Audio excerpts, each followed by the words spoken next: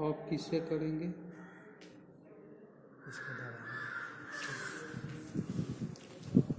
Good morning बच्चों।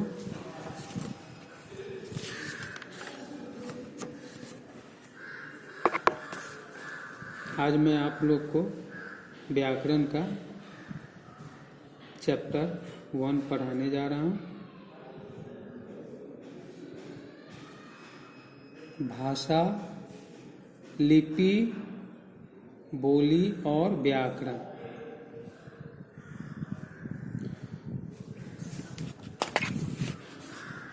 बच्चों, सबसे पहले समझिए भाषा के विषय में।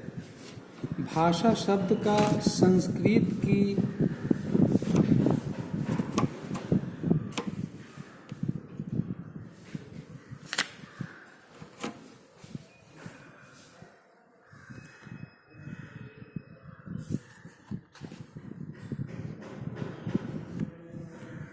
भाषा शब्द संस्कृत की भाष धातु से बना है, जिसका अर्थ है बोलना। बोलते समय हमारे मुख से अनेक ध्वनियाँ उच्चारित होती है। इन ध्वनियों का सार्थक मेल ही भाषा का आधार होता है।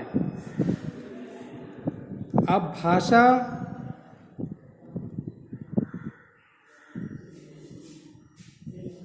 किसे कहते हैं? भाषा के माध्यम से हम अपने मन के भावों अथवा विचारों को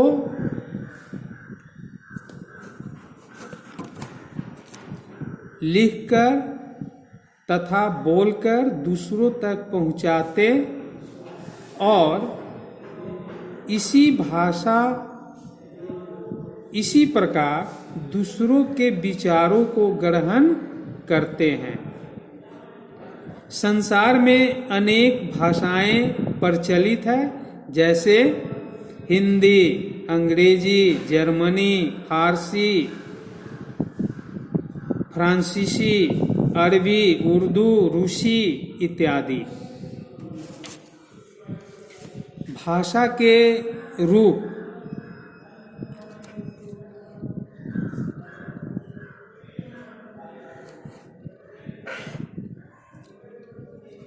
भाषा के 2 रूप होते हैं, मौखिक भाषा और 2 में लिखित भाषा।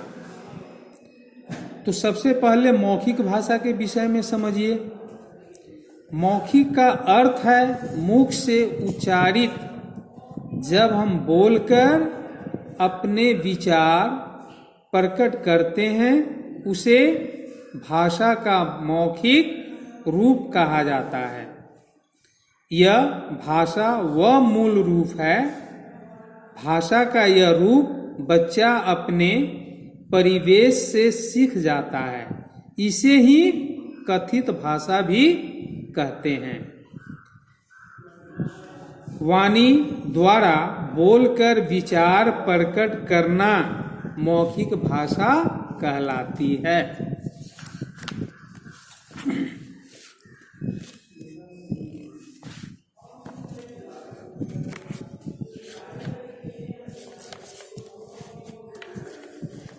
अब समझिए लिखित भाषा। लिखित का अर्थ है लिखा हुआ। जब हम लिखकर विचार प्रकट करते हैं, उसे भाषा का लिखित रूप कहते हैं। भाषा का यह रूप प्रयास पूर्वक सीखा जाता है। भाषा के लिखित रूप से ज्ञान तथा विचारों को अस्थायी रूप प्रदान किया जाता है। आधुनिक जीवन के हर क्षेत्र में लिखित भाषा का प्रयोग किया जाता है।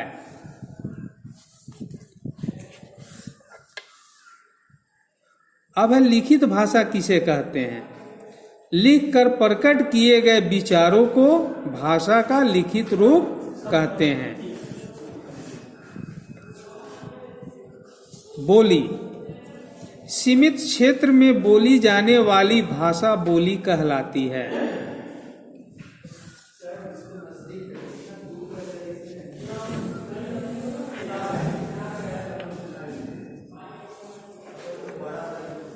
भारतीय संविधान के अनुसार हिंदी को हमारी राष्ट्रभाषा का दर्जा दिया गया है।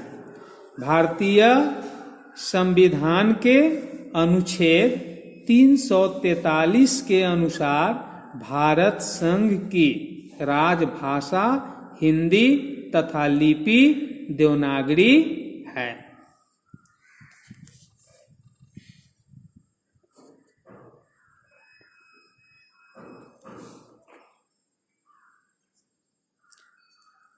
अब लिपि किसे कहते हैं?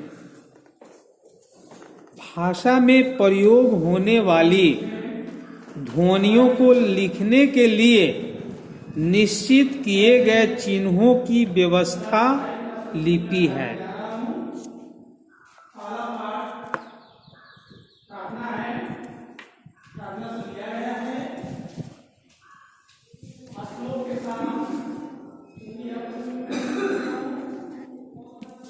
प्रत्येक भाषा की भिन्न लिपि होती है, परंतु कुछ भाषाओं की ध्वनियां भिन्न होने पर भी उनकी लिपि समान होती है। जैसे हिंदी, संस्कृत, मराठी, नेपाली आदि भाषाओं को देवनागरी लिपि में लिखा जाता है। पंजाबी को गुरुमुखी में लिखा जाता है तथा पाकिस्तान में कश्मीरी, सिंधी, पंजाबी व उर्दू भाषा को फारसी में लिखा जाता है।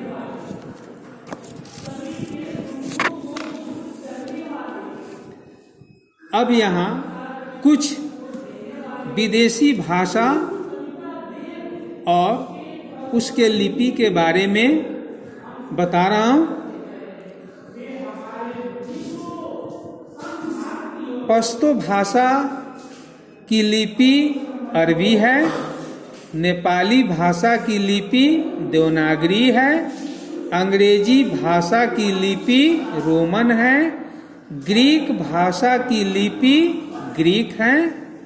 जापानी भाषा की लिपि हिरागाना है। जर्मन भाषा की लिपि रोमन है। फ्रांसीसी भाषा की लिपि रोमन है। इटली भाषा की लिपि रोमन है। टर्की भाषा की लिपि रोमन है। कोरियाई भाषा की लिपि हांजा है। अब कुछ भारतीय भाषाओं की लिपियां इस प्रकार है। मराठी भाषा की लिपि देवनागरी है। तमिल भाषा की लिपि तमिल है। गुजराती भाषा की लिपि गुजराती है। बंगाली भाषा की लिपि बंगला है। पंजाबी भाषा की लिपि गुरुमुखी है। असमी भाषा की लिपि बंगला है।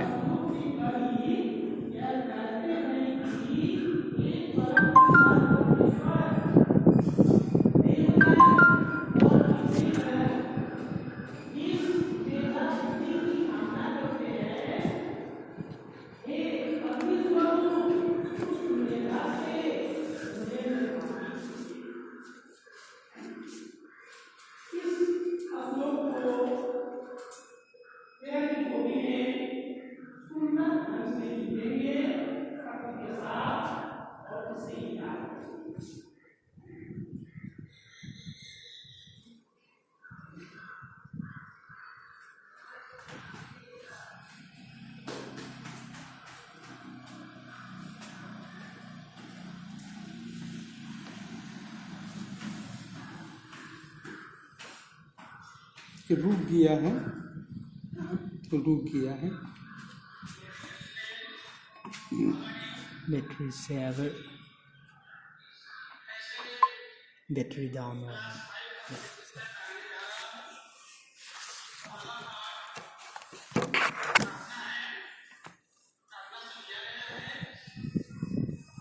पंजाबी भाषा की लिपि गुरुमुखी है।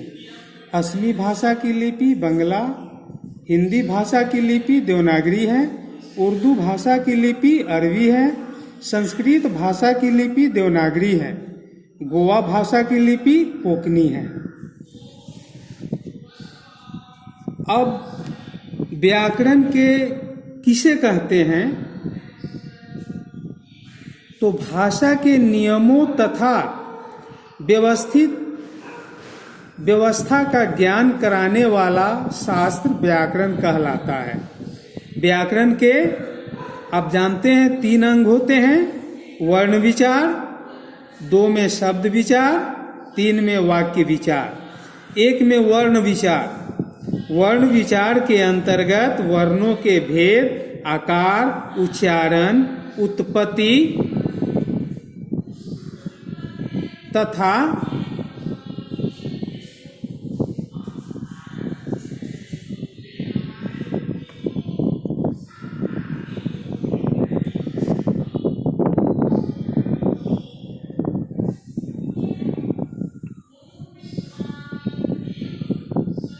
उनके मेल आदि पर विचार किया जाता है। 2 में शब्द विचार। इसके अंतर्गत शब्दों के भेद, रूप, उत्पत्ति, रचना, रूपांतर, बनावट, लिंग, वचन, काल आदि पर विचार किया जाता है। तीसरा है वाक्य विचार। इसमें वाक्य रचना, भेद, अन्वय, विश्लेषण, संश्लेषण तथा विराम चिन्ह आदि के बारे में विचार किया जाता है। अब बच्चों कुछ अभ्यास दिए गए हैं जिसे आप स्वयं घर पे कर लीजिएगा, जो मैं यहाँ से भेज रहा हूँ।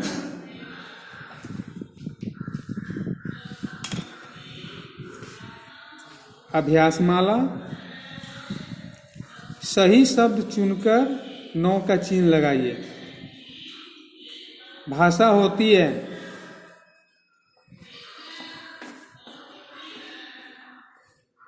ध्वनि चिन्हों की व्यवस्था। इसको सीधे